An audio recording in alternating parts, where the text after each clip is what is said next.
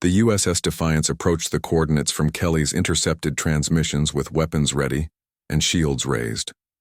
Captain Morrison had learned not to trust anything in a galaxy that wanted humanity dead. The location appeared empty, except for a few asteroids drifting in the void. Then the rocks began moving. Hidden bases emerged from camouflaged asteroids as stealth fields deactivated around them. Dozens of structures revealed themselves in what had seemed like empty space. The engineering required to hide an entire colony in plain sight impressed even Chief Parker. These survivors had learned to be invisible. "This is Dr. Elena Martinez of Sanctuary Base," came a transmission on an old Earth frequency. "USS Defiance, we've been waiting for you. Permission to come aboard and brief your command staff." Morrison exchanged glances with Admiral Sullivan. They had hoped to find survivors, but discovering an organized resistance network exceeded their wildest expectations. Sullivan nodded her approval and Morrison activated the communication system. "Permission granted, Dr. Martinez. We have much to discuss." An hour later, Martinez sat in the Defiance's briefing room with Morrison's senior officers. The middle-aged scientist had escaped Earth during the final evacuation and spent 3 years building what she called the underground network. Her calm demeanor hid the determination of someone who refused to accept extinction. "We represent 47 hidden colonies scattered throughout the galaxy," Martinez explained while displaying a holographic star map. "Each settlement houses between 500 and 10,000 survivors. We've been waiting for the right moment to reveal ourselves." Colonel Danny Brooks sat beside Martinez with the bearing of a career military officer. His scarred face told the story of someone who had fought the Zephyrians since the war began. He commanded the network's military coordination and had been planning for this meeting for months. "Your battle at Andromeda Nebula changed everything," Brooks continued. "Every human settlement monitored your transmission when you told Thexval that humanity bows to no one. Those words spread through our network faster than subspace communications." Dr. Grant leaned forward with interest. Her quantum virus had proven effective against Zephyrian technology, but she wondered what other advances the hidden colonies had developed. Necessity had always driven human innovation, and 3 years of hiding must have produced remarkable results. "What kind of defensive capabilities do your settlements possess?" Grant asked. Martinez smiled for the first time since arriving. "We've had to be creative. Most colonies appear to be asteroid mining operations or research stations. The Zephyrians ignore us because we look harmless. Meanwhile, we've been developing weapons and gathering intelligence on their operations." Brooks activated another holographic display showing Zephyrian military installations throughout the galaxy. Red markers indicated high-priority targets, while yellow zones showed areas of suspected human activity. The scope of their intelligence network impressed everyone in the room. "We know about the Genesis Eradicator," Brooks said quietly. The room fell silent as he continued. "It's a superweapon capable of sterilizing entire star systems. Intelligence suggests they plan to use it for a final sweep against remaining human populations." Morrison felt cold despite the room's warmth. They had escaped one genocide only to face an even more complete extinction. The Genesis Eradicator represented the ultimate expression of Zephyrian hatred for humanity.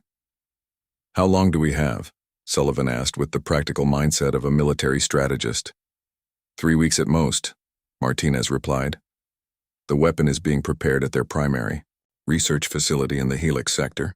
Once deployed, it could eliminate every human settlement in the galaxy within a matter of days." Commander Torres studied the tactical implications with growing concern.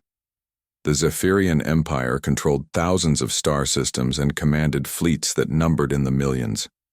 Even with 47 hidden colonies, humanity remained vastly outnumbered. "What are you proposing?" Torres asked. "We can't fight their entire empire with converted mining ships and a single battleship." Brooks expanded the holographic display to show attack vectors and timing sequences. His plan was ambitious beyond anything they had attempted before. It required every human settlement to emerge from hiding simultaneously and coordinate strikes across dozens of star systems. "We hit them everywhere at once," Brooks explained. coordinated attacks on their communication hubs, supply depots, and command centers. The goal isn't to defeat their military, but to disrupt their ability to deploy the Genesis Eradicator. Martinez added her own strategic perspective. Our scientists have been working on Dr. Grant's quantum virus research independently. We can weaponize it on a massive scale and deploy it through their primary communication networks. Their technological superiority becomes a vulnerability. Grant's eyes widened as she realized the implications. You're talking about infecting their entire fleet simultaneously. The virus would spread through every connected system in their empire. But the risk to our hidden settlements would be enormous. Every choice we make involves enormous risk, Martinez replied calmly. The question is whether we accept certain extinction or fight for possible survival. Morrison listened to the debate while considering their options. The underground network offered hope, but also responsibility. 47 colonies meant hundreds of thousands of survivors depending on their decisions. The weight of humanity's future pressed down on him like a physical force. Lieutenant Commander Kelly had been monitoring communications throughout the meeting. His linguistic expertise had identified patterns in Zephyrian transmissions that suggested growing internal tensions within their empire. The quantum virus attack had shaken their confidence more than expected. "Captain, I'm detecting unusual activity in their communication networks," Kelly reported. "The virus damage from our battle has spread further than Dr. Grant predicted. Some Zephyrian fleets are reporting complete system failures across multiple sectors." Parker looked up from his engineering analysis with excitement. "If we can coordinate virus deployment with simultaneous attacks on their infrastructure, we might create a cascade failure throughout their empire. Their own network becomes our weapon." Sullivan studied the tactical display with the eye of someone who had fought impossible battles before. The plan was risky, but it offered humanity's best chance for survival. More importantly, it gave them the opportunity to strike back instead of simply running and hiding. "How many ships can the network provide for the operation?" Sullivan asked. Brooks consulted his datapad before responding. 230 vessels of various types. Most are converted civilian ships, but some colonies managed to hide military vessels during the evacuation from Earth. Combined with the Defiance, we can field a fleet that might surprise the Zephyrians. Martinez leaned back in her chair and looked directly at Morrison. "Captain, your ship has become a symbol of human resistance. Every survivor in the galaxy knows the story of how the Defiance fought 300 enemy ships and lived to tell about it. Your presence alone will inspire our people to take risks they never would have considered before." Morrison felt the weight of expectation and responsibility settling on his shoulders. He had commanded the last human battleship through impossible battles, but leading a galaxy-wide rebellion was something entirely different. The lives of hundreds of thousands of survivors depended on decisions made in this briefing room. "Dr. Martinez, Colonel Brooks, I need to discuss this with my crew," Morrison said finally. "We've been running for 3 years, and now you're asking us to stand and fight not just for ourselves but for every human in the galaxy." Martinez nodded with understanding. "Take all the time you need, Captain. But remember that the Genesis Eradicator won't wait for us to feel ready. Sometimes the greatest victories come from decisions made when we're least prepared to make them." The meeting ended with humanity poised between hope and extinction. The USS Defiance had found allies among the stars, but their next choice would determine whether their species survived or joined the countless civilizations that had fallen to Zephyrian conquest. 18 hours passed, and the battle still raged around the Andromeda Nebula. The USS Defiance moved like a ghost between the asteroids, while 300 enemy ships tried to pin it down. Captain Morrison watched his crew work with machine precision despite their exhaustion. They had been fighting without rest since the engagement began. Commander Torres had turned the nebula into his personal weapon system. The electromagnetic interference masked their movements while the asteroid field provided cover from enemy fire. He guided the ship through impossible paths that no sane pilot would attempt. The Zephyrians followed rigid formations that made them predictable targets. "Their admiral is getting frustrated," Torres reported as he monitored enemy communications. "Thexval expected this to be over in 30 minutes. His fleet commanders are questioning his tactics." Dr. Grant emerged from her laboratory with a device that looked like a standard data pad. She had been working on it for months but never tested it in combat conditions. Her hands shook slightly as she approached Morrison's command chair. The weight of humanity's survival rested on untested technology. "Captain, I need to show you something," she said quietly. "I've been developing a quantum virus that can infiltrate alien computer systems. It uses our artificial intelligence principles to spread through their networks like a digital plague." Morrison studied the device with interest.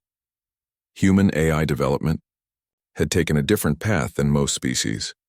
While aliens built rigid programmed systems, humans created adaptive learning networks.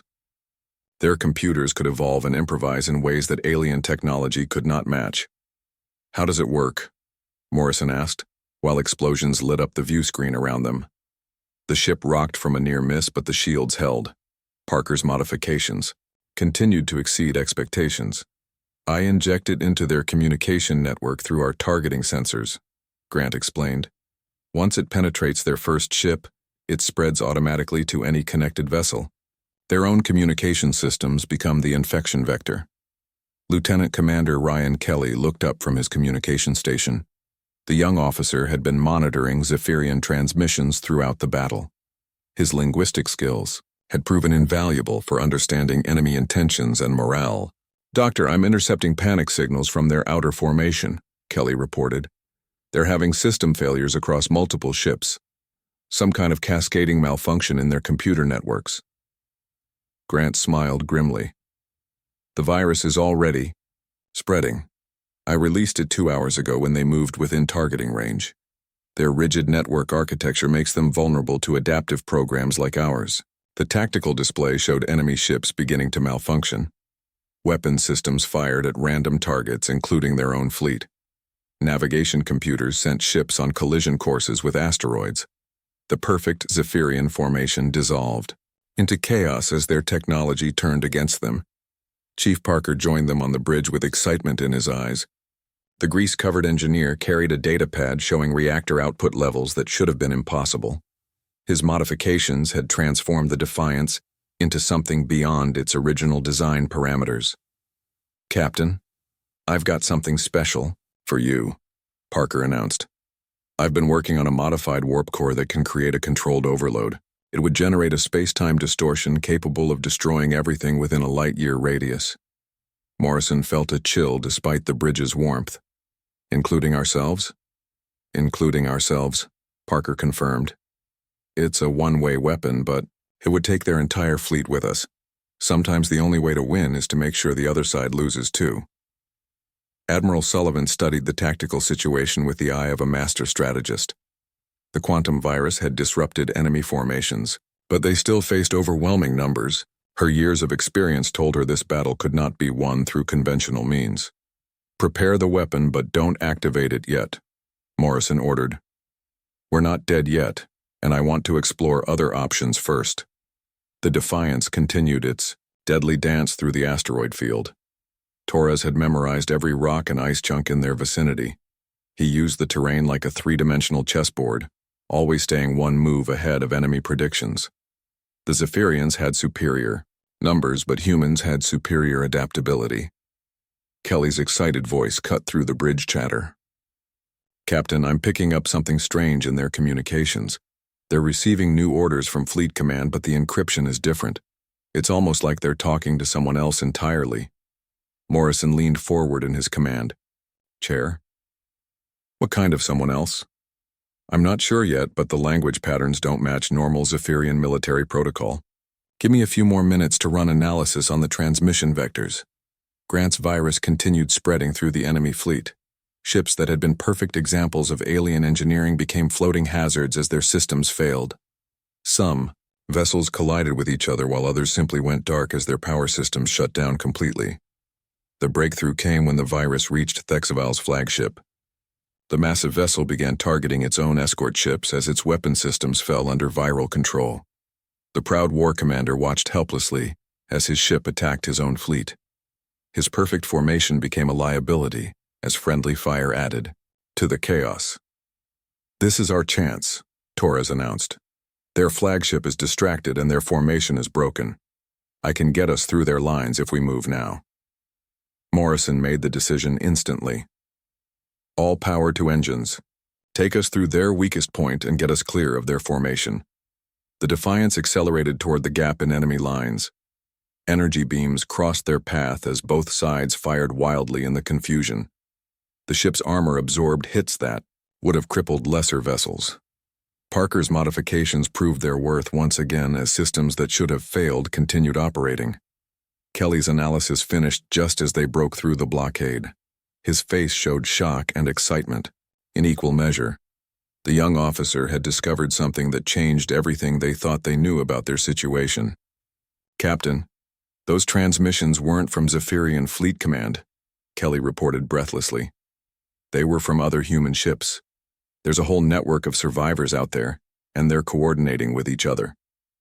Morrison felt hope stir in his chest for the first time in years. "How many ships?" "I count at least 15 distinct transmission sources, but the encryption suggests there could be dozens more." "Captain, humanity isn't as extinct as we thought." Sullivan moved to Kelly's station to review the intercepted data. Her strategic mind immediately began processing the implications. If human survivors existed in significant numbers, their situation had just changed dramatically. "These coordinates suggest hidden bases throughout the Outer Rim territories," Sullivan observed. "Someone has been organizing resistance activities while we've been running and hiding." Grant's virus reached its full potential as enemy ships throughout the fleet began experiencing total system failures. The quantum program had evolved beyond her original parameters and started rewriting alien software completely. The Zephyrian advantage in numbers became meaningless when their ships could not function. Morrison stood from his command chair and looked at his exhausted crew. They had fought impossible odds and somehow survived. More importantly, they had learned that humanity's fight was far from over. Other ships meant other crews who refused to surrender. "Set course for these coordinates," Morrison ordered while pointing at Kelly's analysis. "It's time we met our fellow survivors and learned what they've been planning while we've been fighting for our lives." The USS Defiance turned away from the crippled Zephyrian fleet and headed toward the unknown. Behind them, 300 enemy ships struggled with their own malfunctioning technology. Ahead lay the possibility that humanity's last ship was not as alone as they had believed. Captain Jake Morrison stood on the bridge of the USS Defiance and watched 300 enemy ships surround his vessel. The year was 2387, and Earth no longer existed as humans knew it. The Zephyrian Empire had crushed humanity after 20 years of brutal war. Most people in the galaxy believed humans were extinct now. They were wrong, but not by much. Morrison commanded the last human battleship in space. 800 survivors called the Defiance home. They were all that remained of a species that once dreamed of reaching the stars. Now they hid in the Andromeda, nebula like criminals running from justice. The irony was not lost on Morrison. Humans had committed no crime except existing. Admiral Kate Sullivan walked up beside him. Her gray hair showed the stress of leading humanity's final resistance. She had won great victories before Earth fell, but those triumphs felt like ancient history now. The tactical display showed enemy ships moving into attack formation. Each red dot represented a vessel that could destroy the Defiance alone. "Tindy found us faster than expected," Sullivan said quietly. Her voice carried no fear, but Morrison heard the exhaustion. They had been running for 3 years since Earth burned. Every day brought new challenges and fewer options. Commander Alex Torres studied the enemy fleet from his position at the tactical station. His family had died defending Luna Base during the final assault on Earth. The pain never left his eyes, but it made him a better soldier. He understood what they were fighting for because he knew exactly what they had lost. "War Commander Thexval leads their fleet," Torres reported. 300 ships including 12 heavy cruisers and their flagship the Dominator. They have enough firepower to glass a small moon. Dr. Lisa Grant looked up from her medical station. She carried more than just medical supplies in her laboratory. Hidden deep in the ship's storage were genetic samples from Earth's entire biosphere, plants and animals that no longer existed anywhere else in the universe. If the Defiance died, today, Earth's legacy would die with it. Chief Engineer Ben Parker emerged from the engine room covered in grease and determination. The ship was older than most of the crew, but Parker's modifications kept it running. He had salvaged alien technology from dozens of battlefields and somehow made it work with human systems. The result was a vessel that should not function, but somehow exceeded its original specifications. The communication system crackled to life. Thexaval's voice filled the bridge with its alien accent and cold authority. "Human vessel, this is War Commander Thexaval of the Zephyrian Empire. Your species is extinct. Your world is ash. Surrender now, and we will grant you the mercy of work, camps instead of immediate execution." Morrison looked around his bridge. These people had already lost everything that mattered. Their homes, their families, their entire civilization lay in ruins behind them. What did they have left to lose except their dignity and their defiance? He activated the ship's communication system. His voice would reach every Zephyrian vessel in the fleet. "This is Captain Jake Morrison of the USS Defiance. I speak for humanity. When I say this, humanity bows to no one." The bridge crew smiled despite their situation. They had expected this response, but hearing it spoken aloud felt good. Morrison continued his message. "You destroyed our world, but you did not destroy our spirit. You killed our people, but you did not kill our hope. Today you face the last free humans in the galaxy. We will show you why our species explored the stars while yours cowered in fear." Thexaval's response came quickly. "You speak boldly for a dead species. Your ship is outnumbered 300 to 1. What can 800 humans do against the might of my fleet?" Morrison smiled grimly. "I guess we're about to find out." The ship's AI system activated automatically. Atlas had been programmed with the cultural heritage of Earth. As the crew prepared for battle, the AI began playing humanity's greatest symphonies across the ship's internal speakers. The music of Mozart and Beethoven filled the corridors where humans made their final stand. Dr. Grant's secret project came online for the first time. She had spent 2 years developing experimental weapons using salvaged alien technology. Plasma torpedoes that could punch through any known shield system. Point defense arrays that moved faster than organic reflexes could follow. The Defiance carried humanity's last technological advances. Parker's modifications proved their worth as the ship's systems responded beyond design limits. The reactor output increased by 40% without overloading.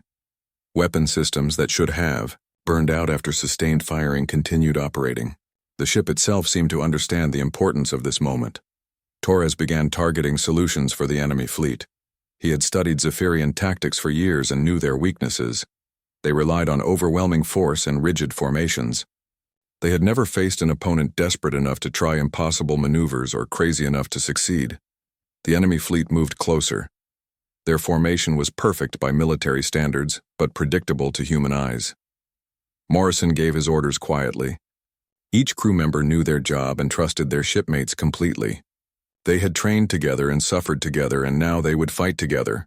"All hands prepare for combat," Morrison announced ship-wide. "Today we fight not just for ourselves, but for every human who ever looked up at the stars and dreamed of something better. We carry the memory of our entire species. Let's make sure the galaxy remembers what humanity was capable of." The first enemy shots lit up the darkness of space. Energy beams that could melt through starship armor struck the Defiance's shields. The ship shuddered but held together. Parker's modifications absorbed damage that should have been fatal. Morrison gripped his command chair as the battle began. Around him, his crew worked with the precision of a fine instrument. They were outnumbered beyond any hope of victory, but they fought anyway. That was what made them human. They fought not because they expected to win, but because surrendering was unthinkable. The USS Defiance opened fire on the Zephyrian fleet. Humanity's last ship began its dance with death among the stars. The human uprising began at exactly 0300 Galactic Standard Time across 47 star systems simultaneously. Hidden colonies that had spent 3 years pretending to be harmless mining operations suddenly revealed their true nature.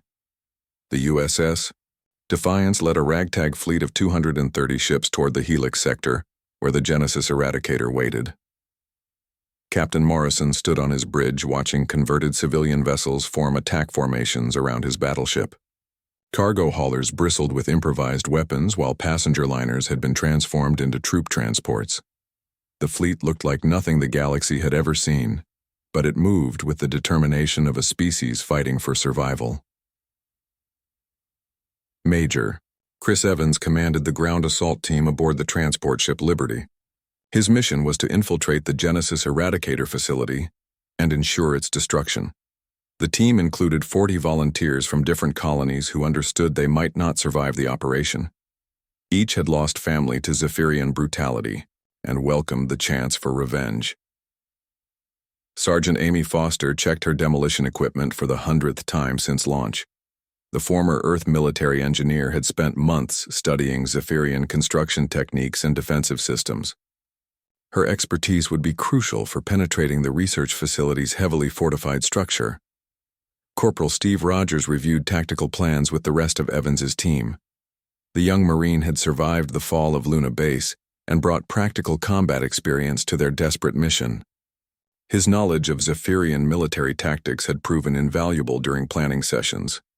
Admiral Sullivan coordinated the multi-front campaign from the Defiance's command center.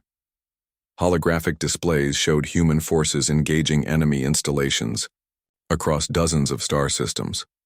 The scope of the operation exceeded anything humanity had attempted even during the height of their civilization. Dragon Base reports successful infiltration of the Zephyrian communication hub in Sector 7, reported Lieutenant Commander Kelly. Phoenix Colony has disabled the supply depot at Kepler Station. All units are reporting on schedule so far. Dr. Grant monitored the quantum virus deployment from her modified laboratory. The weapon had evolved beyond her original programming and now spread through Zephyrian networks like a digital wildfire. Each infected system became a transmission point for further contamination. Virus penetration at 60% of known enemy networks, Grant announced.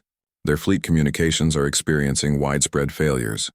Some ships are reporting complete loss of computer control. Chief Parker managed the engineering challenges of keeping their improvised fleet operational. Ships that had been designed for cargo hauling or passenger service now carried weapons and military equipment beyond their specifications. His teams worked frantically to prevent catastrophic failures.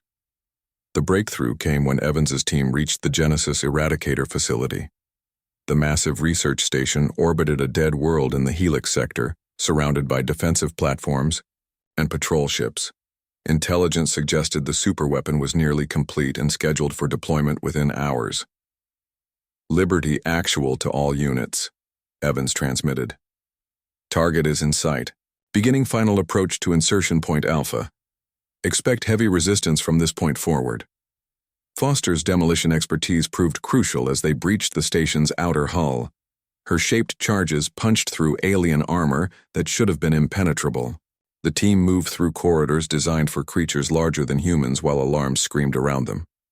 Rogers led the tactical advance with the precision of someone who had fought Zephyrians in dozens of engagements.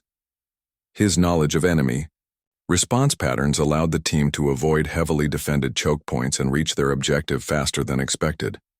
The virus deployment reached critical mass as Grant's digital weapon infected primary Zephyrian command networks. Fleet admirals watched helplessly as their ships turned weapons on each other or simply went dark as systems failed. The Empire's technological superiority became its greatest weakness. Morrison received reports from across the galaxy as human forces struck targets that had seemed untouchable hours before. The psychological impact exceeded the physical damage as Zephyrian commanders realized their Empire faced enemies on every front. Sanctuary Base reports the destruction of the fleet, depot at Rigel Prime, Kelly announced. New Eden Colony has successfully sabotaged the shipyard facilities in the Tau sector. Enemy response times are increasing as their communication networks fail. Sullivan watched the tactical display with satisfaction as enemy formations dissolved into chaos. Zephyrian fleets that had maintained perfect order for centuries suddenly found themselves unable to coordinate basic maneuvers. The virus had transformed their strength into weakness. Evans's team reached the Genesis Eradicator's control center after fighting through 3 levels of security. The weapon itself dominated the chamber, like a mechanical god designed to deliver extinction. Alien symbols covered control panels that no human had been trained to operate. "The device is more advanced than our intelligence suggested," Evans reported. "Foster, how long will you need to ensure complete destruction?" Foster studied the weapon's construction with professional interest. Her expertise told her that conventional explosives would not be sufficient to guarantee destruction. The device required a more sophisticated approach to prevent any possibility of reconstruction. "I need at least 20 minutes to place charges properly," Foster replied. "But the detonation sequence will need manual activation. Someone has to stay behind to make sure it works." Rogers volunteered immediately. "I'll handle the detonation, get everyone else out, and I'll make sure this thing never threatens anyone again." The team worked with desperate efficiency as Zephyrian security forces closed in on their position. Foster placed her charges with surgical precision while Rogers established defensive positions to buy them time. Evans coordinated the withdrawal, while maintaining communication with the fleet above. Parker's engineering teams achieved miracles as the human fleet engaged Zephyrian forces throughout the Helix sector. Ships that should have exploded from overloaded systems continued fighting through sheer determination and improvised repairs. Human adaptability proved superior to alien engineering. Grant's virus reached its final evolution as it penetrated the Genesis Eradicator's control systems. The weapon that was designed to exterminate humanity became infected with human ingenuity. Its targeting computers began selecting Zephyrian installations instead of human settlements. "All teams, this is Evans," came the transmission as explosions began rocking the research station.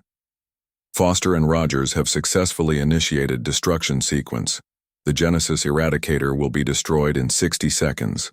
All personnel evacuate immediately." Morrison watched from the Defiance's bridge as the research station began tearing itself apart. Foster's demolition work had triggered a chain reaction that would ensure complete destruction of the superweapon. Rogers's sacrifice had saved countless human lives across the galaxy. The station exploded in a burst of light that briefly outshone the system's star. The Genesis Eradicator vanished along with humanity's greatest threat. The weapon that was meant to complete their extinction had been destroyed by the courage of ordinary people who refused to surrender. Kelly monitored communications as news of the weapon's destruction spread through both human and Zephyrian networks. The psychological impact was immediate, as Zephyrian forces across the galaxy began questioning their empire's invincibility. "Captain, I'm receiving surrender requests from multiple Zephyrian commanders," Kelly reported with amazement. "Some fleets are requesting permission to withdraw from human territories." Sullivan smiled grimly as she watched enemy formations break apart on the tactical display. The virus had crippled their coordination while the destruction of their superweapon had broken their will to fight. The empire that had seemed invincible was crumbling before their eyes. Morrison felt pride and sorrow in equal measure as he thought about the sacrifices that had made this moment possible. Foster and Rogers had given their lives to save their species. Their courage would be remembered as long as humans explored the stars. The USS Defiance led the human fleet toward its final confrontation with the Zephyrian Empire. The last human ship had become the flagship of a rebellion that would reshape the galaxy. The final battle took place in orbit around the Zephyrian homeworld, as Captain Morrison led the human fleet against the Empire's remaining armada. The once mighty Zephyrian military had been reduced to desperate defenders trying to protect their capital from an enemy they had thought extinct. The irony was not lost on anyone involved in the engagement. Morrison stood on the bridge of the USS Defiance, watching hundreds of ships maneuver for position around the alien world below. 3 years ago, he had commanded humanity's last battleship in a hopeless flight from extinction. Today, he led a fleet that carried the hopes of every human survivor in the galaxy. Admiral Sullivan coordinated the attack from her position at the tactical station. The virus deployment had crippled Zephyrian command and control systems, but their homeworld defenses remained formidable. Orbital platforms bristled with weapons while planetary shields protected the surface from bombardment. "All units report. Ready for final assault," announced Lieutenant Commander Kelly. "Dragon Squadron is in position above the northern pole. Phoenix Wing has established orbit over the primary continent.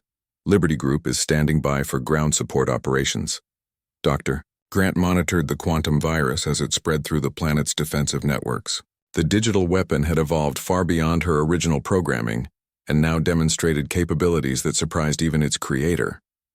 Alien computers throughout the system began experiencing cascading failures as human innovation overwhelmed Zephyrian technology. War Commander Thexval commanded the homeworld defense from his flagship orbiting the planet's equator. The proud alien leader who had once commanded 300 ships against a single human vessel now faced hundreds of enemy vessels with a fraction of his original force. His empire was crumbling, and he knew it. "Human Commander," Thexval transmitted, on an open frequency.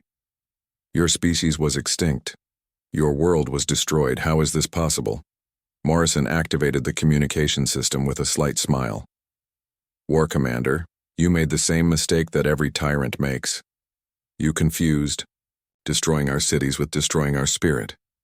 You can burn our worlds, but you cannot kill our hope." Chief Parker managed the engineering miracle that kept the improvised human fleet operational during the intense battle.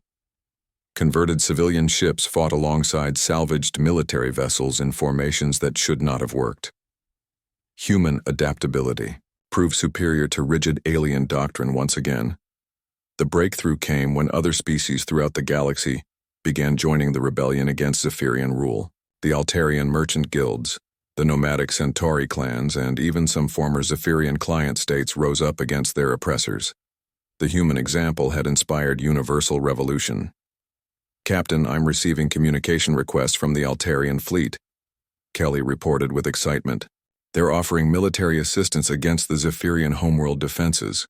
The Centauri nomads are also requesting permission to join our attack formation."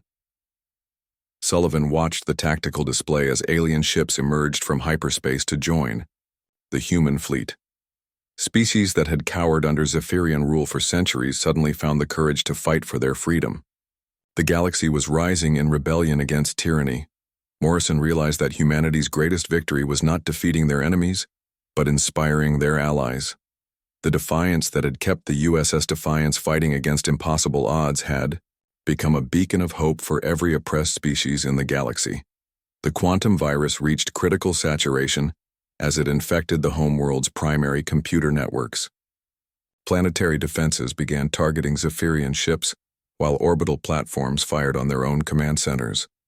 The Empire's technological infrastructure turned against itself with devastating efficiency.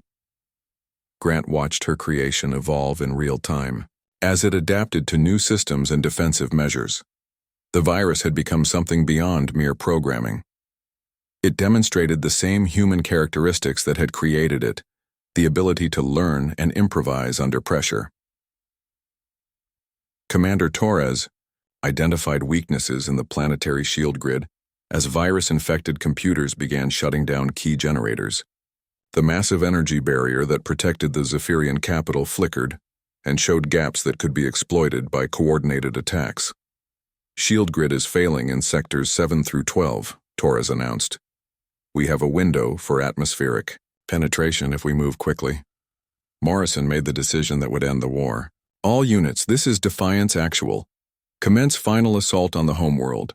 Show them what happens when they threaten the survival of free species." The combined fleet of humans and their alien allies descended toward the Zephyrian homeworld like an avenging storm. Weapons that had been designed to defend the Empire's capital now fired wildly as virus-infected systems selected random targets throughout the planet's defensive network. Parker's modifications reached their ultimate test as the Defiance led the assault through the failing shield grid. The ship's systems operated beyond all design parameters while maintaining structural integrity that should have been impossible. Human engineering proved its worth in the crucible of final battle. Thexval made his last stand aboard his flagship as human ships surrounded his position. The war commander who had once demanded humanity's surrender now faced the same choice he had offered Morrison 3 years earlier: surrender or face destruction. "This is Captain Morrison to War Commander." "Thexval," came the transmission that ended the Zephyrian Empire. "Your military is defeated. Your homeworld is surrounded. Your empire is in rebellion. I offer you the same terms you offered humanity: Surrender and face trial for your war crimes. The proud alien leader looked around his bridge at officers who had never known defeat. His empire had ruled the galaxy for 1,000 years, but it was ending in a single day. He activated his communication system one final time. I do not understand how a dead species could destroy my empire, Thexaval said quietly. What makes humans so different from the countless civilizations we have conquered? Morrison's response echoed across the galaxy and became the foundation of a new era. We fight not because we expect to win, War Commander. We fight because it is right. That is what you never understood about humanity. The Zephyrian homeworld surrendered as their commander ordered all forces to stand down. The empire that had terrorized the galaxy for a millennium collapsed in a matter of hours. Species throughout the known world celebrated their freedom from Tyrannian rule. Dr. Elena Martinez established the Morrison Institute for Galactic Studies to ensure that the mistakes leading to humanity's near extinction would never be repeated. The institution became a center for diplomatic cooperation between species that had once lived in fear. Admiral Sullivan became the first human commander of the new Galactic Defense Force. Her strategic brilliance helped forge lasting peace among former enemies while protecting smaller species from potential future threats. The military that had once served conquest now served protection. The USS Defiance was retired from active service and became a memorial to human determination and sacrifice. Visitors from across the galaxy came to see the ship that had defied an empire and inspired universal revolution. It stood as proof that courage could triumph over overwhelming odds. Morrison accepted appointment as the first human ambassador to the new Galactic Federation. His experience commanding humanity's darkest hour qualified him to help build their brightest future. The captain who had refused to surrender became the leader who taught the galaxy about hope. Lieutenant Commander Kelly established the Galactic Communication Network that connected all member species through translation protocols and cultural exchange programs. The young officer who had intercepted the first signs of human survival became the voice that united diverse civilizations. Chief Parker founded the Interspecies Engineering Consortium, where human adaptability combined with alien technology to create innovations that benefited all species. His modifications that had kept the Defiance fighting became the foundation for peaceful cooperation.